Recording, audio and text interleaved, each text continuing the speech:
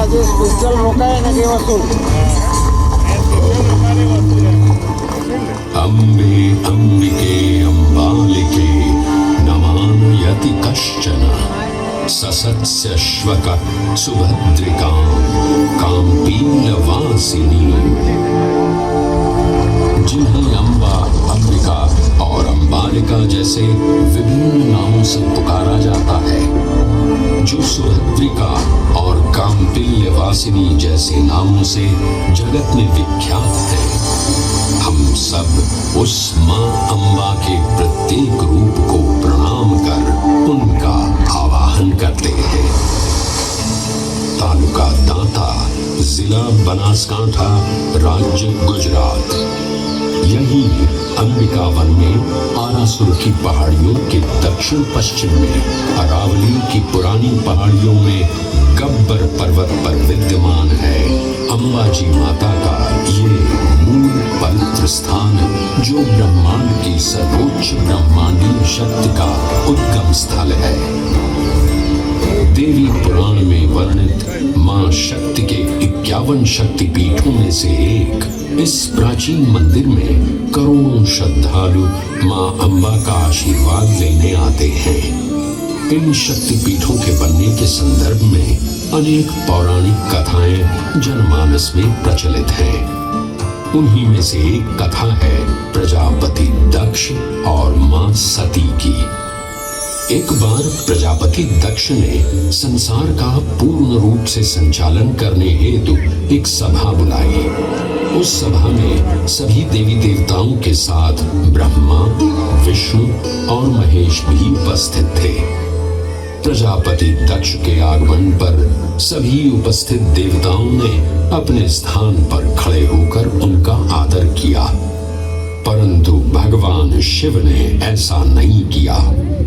इस बात से क्रुद्ध होकर महाराज दक्ष ने कहा, शिव, मेरे आगमन पर सभी उपस्थित देवताओं ने अपने स्थान पर खड़े होकर मेरा अभिनंदन किया, लेकिन तुमने ऐसा न करके मेरा अपमान किया है। तुम जैसे मुंडधारी, गले में नाग को लपेटे, शरीर पर शमशान की भस्म लपेटे प्रेत को तो इस सभा में बुलाना ही नहीं चाहिए था। परंतु मेरे दामाद होने के कारण तुम्हें इस सभा में बैठने की अनुमति है। ये सब ज्ञात होते हुए भी तुम्हारा यह दुर्व्यवहार हमें स्वीकार नहीं है। हे प्रजापति, अगर आपको ऐसा लगता है कि मैंने खड़े न होकर आपका अपमान किया है, तो मैं क्षमा प्रार्थी हूँ। आप मेरी अर्धांगिनी सती के पिता हैं। मैं भला आपका अनादर कैसे कर सकता हूँ? मेरे हृदय में आपके लिए सदैव आदर एवं प्रेम ही है। तुम अपने प्रपंचों से मेरी पुत्री सती को भ्रमित कर सकते हो शिव, परंतु मुझे नहीं। मैं अभी तुम्हें इस दुराचार का दंड दूंगा। जाओ, मैं तुम्हें श्राप देता हूँ शिव कि इस संसार में अब जब भी कोई यज्ञ का आयोजन होगा, तुम सभी यज्ञों से बहिष्कृत रहोगे। तुम्हें किसी भी यज्ञ में पूजा नहीं जाएगा। प्रजापति दक्ष के इस श्राप से तो मानो जैसे पूरे संसार में पूजा पाठ करना ही निषेध हो गया था। शिव की आराधना किए बिना भला कोई यज्ञ कैसे आयोजित कर सकता है? तब नारद मुनि अपने भ्राता दक्ष को समझाने उनके पास पहुंचे और उनसे कहा, नारायण नारायण भ्राता दक्ष, क्रोध के वशीभूत आपने तो देवों के देव महादेव को ही श्राप दे दिया। ऐसा लगता है कि संसार में ना तो अब पूजा पाठ होंगे और ना ही यज्ञ होंगे, क्योंकि महादेव की आराधना किए बिना तो सब पूजन विधान अधूरे ही रहेंगे। यह केवल आपका भ्रम है भ्राता नारद, केवल भ्रम।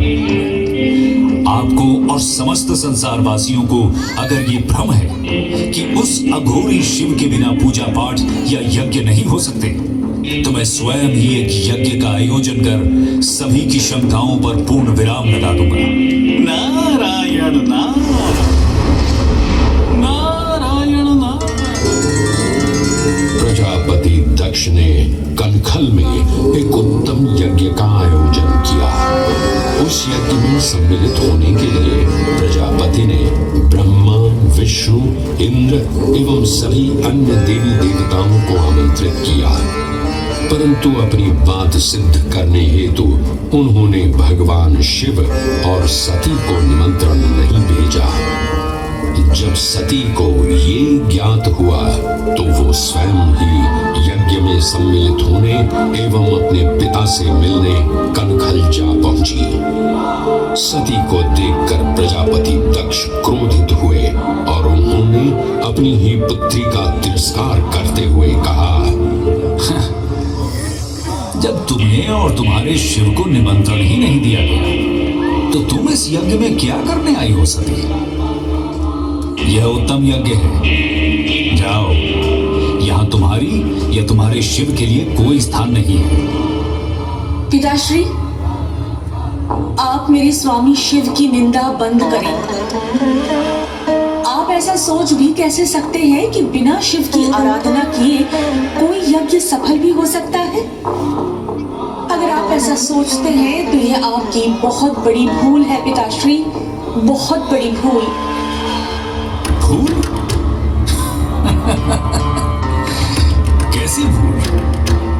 इस यज्ञ में जिन देवताओं को उपस्थित होना चाहिए था वे सभी यहाँ उपस्थित हैं। यहाँ संसार को भ्रमित करने वाले तुम्हारे अघोरी शिव की कोई आवश्यकता नहीं है। पिताश्री, मैं फिर कहती हूँ कि शिव निंदा बंद करें। मुझे लज्जा आती है ये कहने में कि मैं आपकी पुत्री हूँ। मैं अब इस देह में रहकर आपकी पुत्री बनना अस्वीकार करती हूँ। मैं अभी इस अग्निकुंड में कूदकर अपनी देह का त्याग करती हूँ।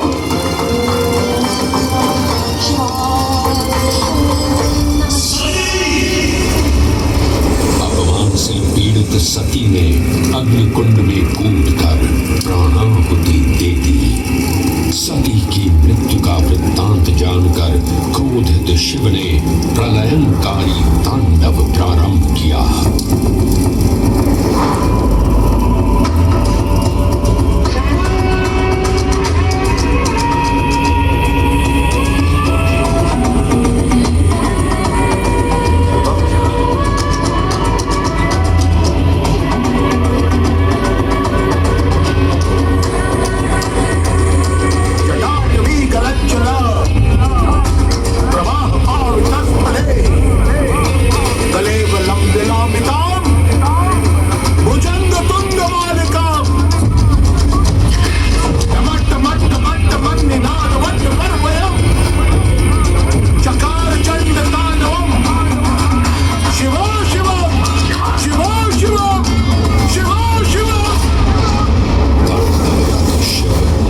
स्थल पर पहुंचे और सती की दिव्य देह को अपने हाथों में उठाकर चारों दिशाओं में विचरण करने लगे।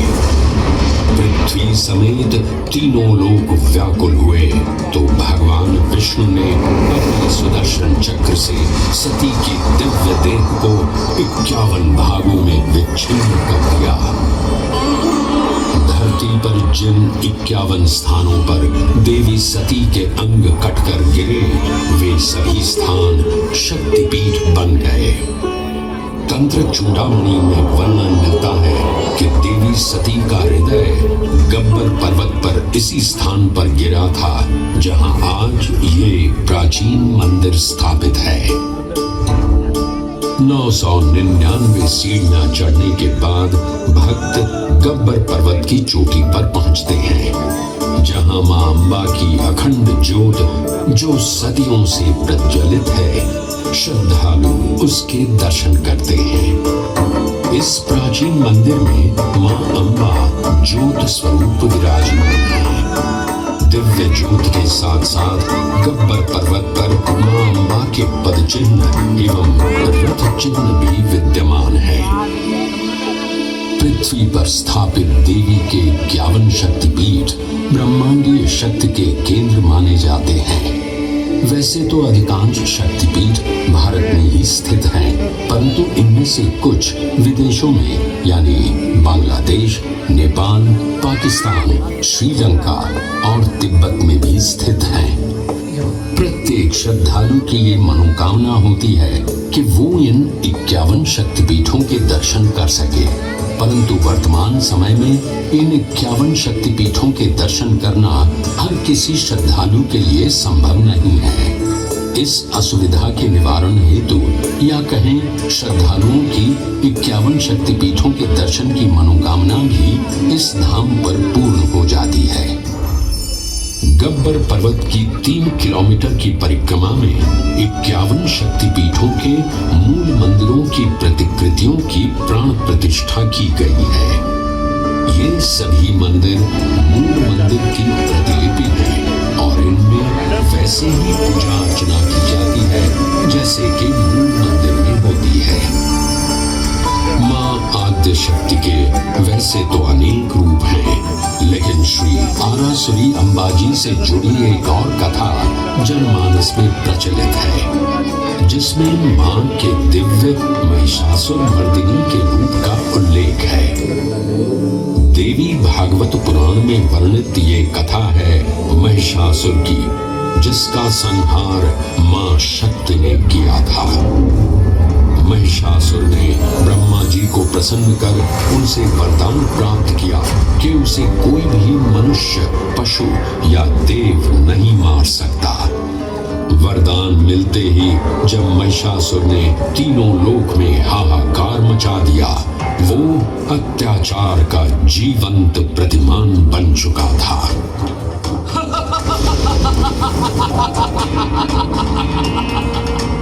मेरी शक्तियों के समक्ष अब कोई भी देवता या मनुष्य मुझे परास्त नहीं कर सकता। ब्रह्मा जी के वरदान से तो मैं अब काल को भी चुनौती दे सकता हूँ। मैं अजय हूँ, मैं अमर हूँ, मैं महिषासुर हूँ, महिषासुर।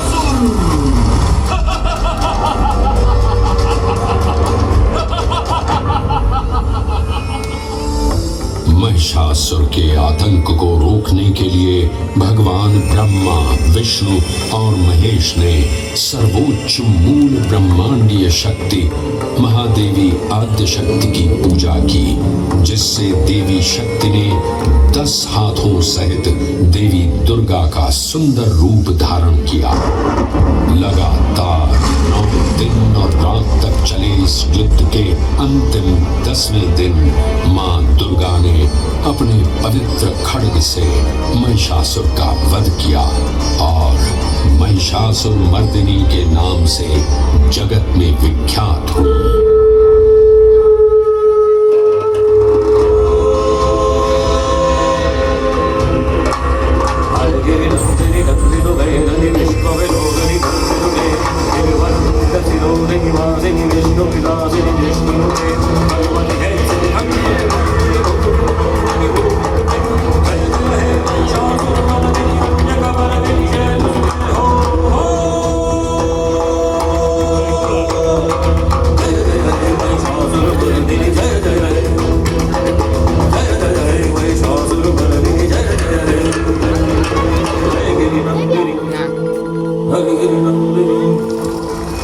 महिषासुर मर्दिनी के वात्सल्य रूप को मां अम्बा माना जाता है। गब्बर पर्वत से लगभग 5 किलोमीटर दूर मां अम्बा का नवनिर्मित निज मंदिर भी स्थापित है। वैसे तो ये मंदिर 1200 वर्ष पुराना है, परंतु वर्ष 1975 में इस मंदिर परिसर के पूर्ण जीर्णोद्धार का कार्य आरंभ हुआ। ये ये मंदिर अपनी सुंदर वास्तुकला एवं भारतीय पारंपरिक संस्कृति के लिए भी व्यापक रूप से प्रशंसित है। अद्भुत नक्काशी से परिपूर्ण इस मंदिर के 103 फीट के शीर्ष पर एक स्वर्ण कलश स्थापित है। ये स्वर्ण कलश आरासुर पहाड़ियों की खदानों से लाए हुए संगमरमर से बना है, जिसे सोने से मढ़वाया गया है। हवा में लहराता मां अंबाजी का ध्वज और उसके साथ राजसी त्रिशूल भी मंदिर के शीर्ष पर सुशोभित है। ये भारत का एकमात्र शक्तिपीठ है जहां लगभग 358 स्वर्ण कलश मंदिर की शोभा बढ़ा रहे हैं। देवी शक्ति को ब्रह्मांड के सर्वोच्च नियंत्रक के रूप में माना जाता है। श्री आरासुरी माता अंबाजी के निज मंदिर में देवी की कोई मूर्ति या चित्र नहीं है, बल्कि मंदिर की भीतरी दीवार में गोख जैसी एक गुफा है, जिसमें संगमरमर से निर्मित एक पवित्र वीशा यंत्र स्थापित है।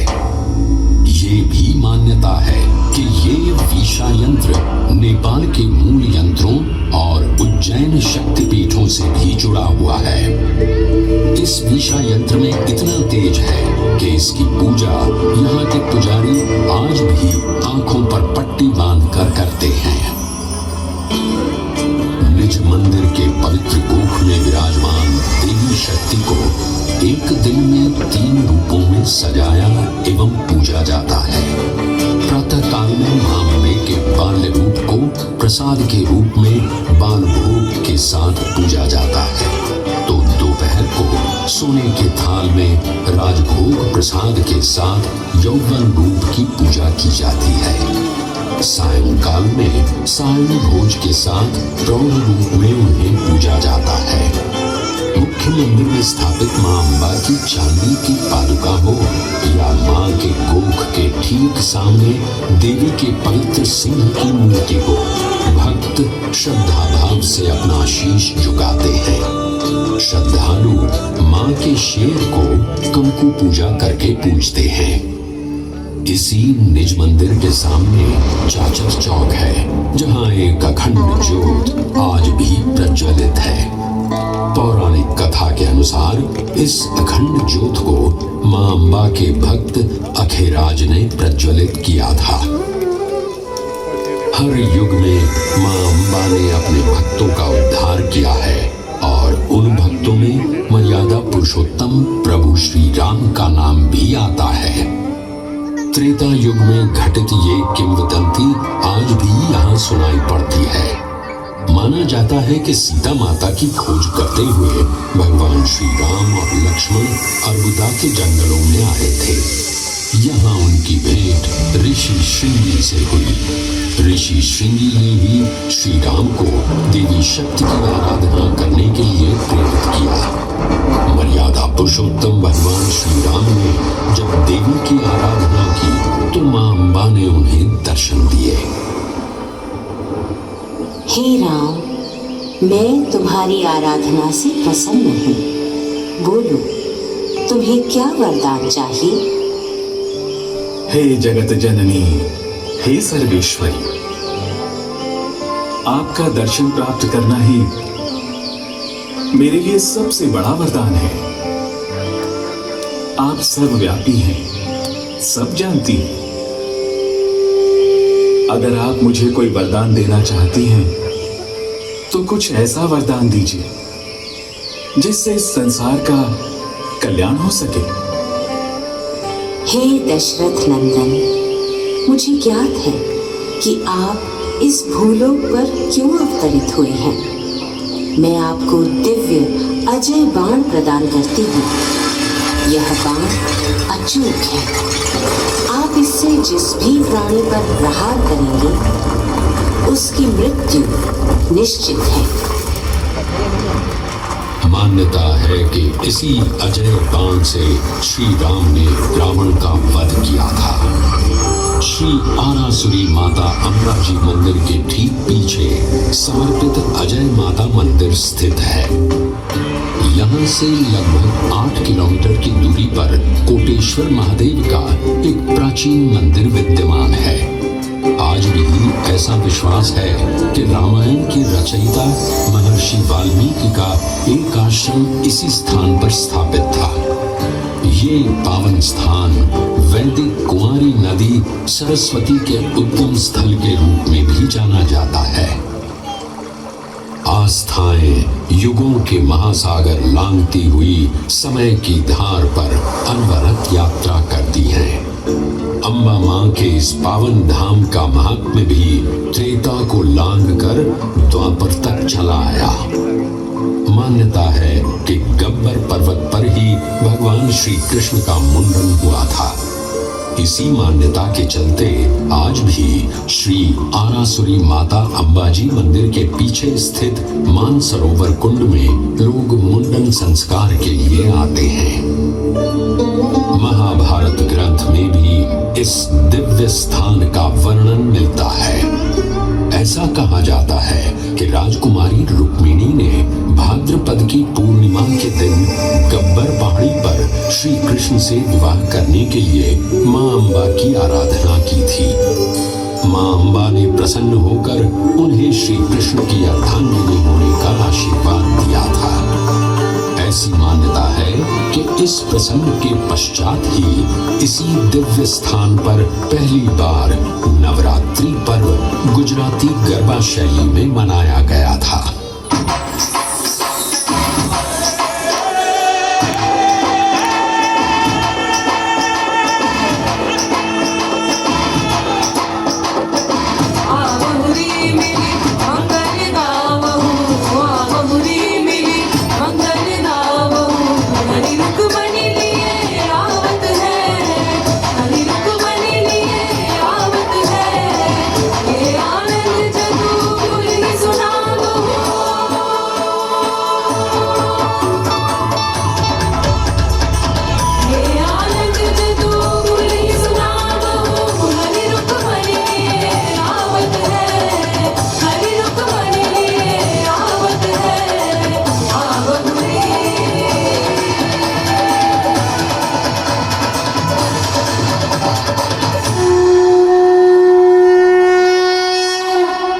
अंबाजी में भाद्रपद पूर्णिमा के शुभ अवसर पर बहुत बड़े मेले का आयोजन होता है। 7 दिन तक चलने वाले इस मेले के दौरान देश विदेश से आने वाले